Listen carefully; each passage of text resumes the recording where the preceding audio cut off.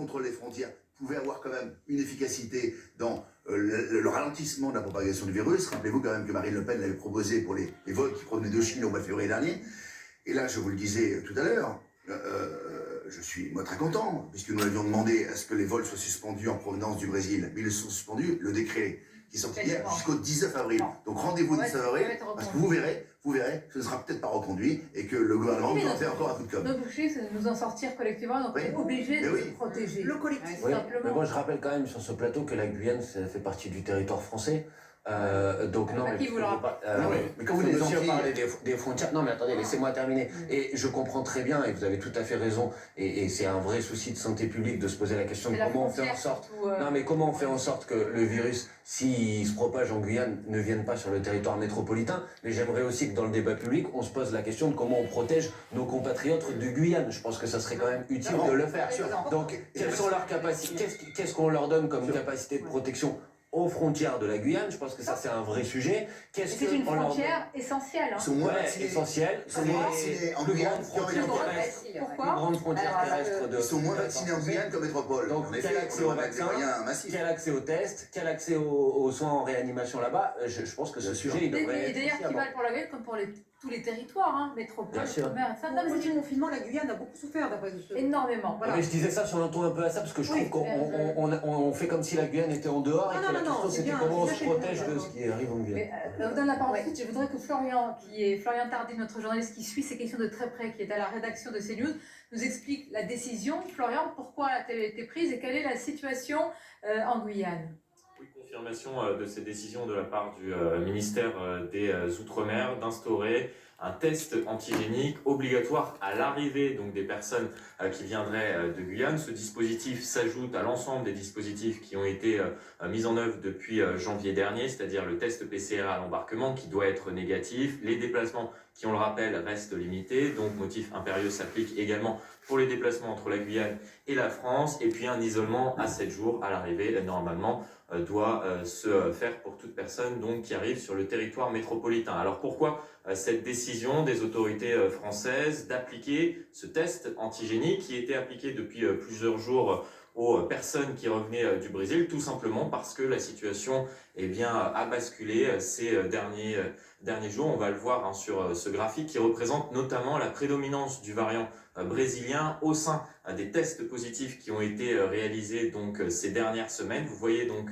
la contamination en Guyane, la différence entre les variants, le variant anglais, le variant brésilien et la souche d'origine. Et vous voyez qu'en quelques semaines seulement, le variant brésilien a pris le pas sur les autres variant brésilien qui est plus virulent, plus contagieux, plus mortel, selon des études qui ont été réalisées très récemment au Brésil notamment. Merci Florian, ce ne sont pas des bonnes nouvelles, mais merci pour la clarté de la présentation et je trouve que c'est très édifiant ce graphique. Vous avez entièrement raison.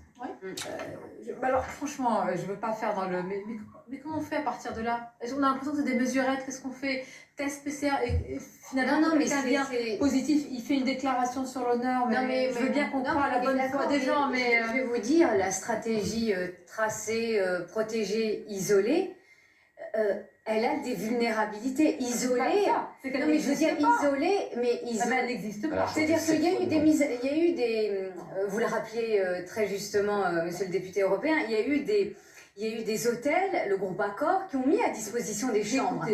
J'ai posé la question au PDG du groupe Accor, Sébastien Bazin. Les Français ont refusé. Il a dit. Les Français qui ont refusé. Qui ont dit non, on n'y va pas. Enfin, pardonnez-moi. Mais c'est là où il aurait fallu. On vous confine, moi aussi je refuse d'être confiné. Mais il aurait fallu obliger. Il aurait fallu obliger. C'est ça. En Israël, comment ça se passe? Vous savez en Israël comment ça se passe? C'est-à-dire que les ressortissants israéliens qui sont à l'étranger et qui rentrent en Israël, eh bien, on leur propose soit d'être surveillés chez eux strictement, soit d'avoir un bracelet électronique. C'est la majorité. Et la Grande-Bretagne. Vous êtes malheur. Et vous savez que la Grande-Bretagne, tous les journalistes qui vont couvrir les obsèques du prince Philippe sont tous isolés pendant 8 jours. Contrôlé toute la journée par les... Et on a un problème en France, ils ont dans l'axisme, on est dans la communication. Il n'y a jamais aucun contrôle. Je suis à Bruxelles 2 fois par semaine, je vais contrôler quand je reviens à Gare du Nord. Explique, quand il s'agit de nous confiner, de nous enfermer, de nous mettre sous cloche, de fermer parfois en un claquement de doigts les restaurants, etc. eh ben on le fait, on nous oblige et on comprend. Et on l'a tous fait avec des efforts, avec des contraintes, avec des sacrements. Mais quand il s'agit d'isoler, c'est une contrainte. Mais pourquoi on le fait pas? On me dit c'est une culture, les Français auraient dit non. Mais on dit oui à tout depuis un an. Mais moi, je me souviens que le gouvernement souhaitait ce débat, vous vous souvenez, au Parlement. Sauf qu'il y a eu une levée de bouclier en disant on atteint la liberté individuelle, on ne peut pas obliger. À l'opposition. Et puis du coup, eh bien, le gouvernement a fait marche arrière. Ok, quand il y a quelque chose qui va pas, c'est parce que les oppositions n'étaient pas d'accord, et quand quelque chose va bien, c'est grâce au gouvernement qui était super bon. J'ai pas dit ça, j'ai parlé de liberté individuelle et comme quoi il y a eu un débat. Exactement ce que vous avez dit. Ça fait un an que les forces... Arrêtez d'être démago et de faire des raccourcis. Non mais vous faites des raccourcis.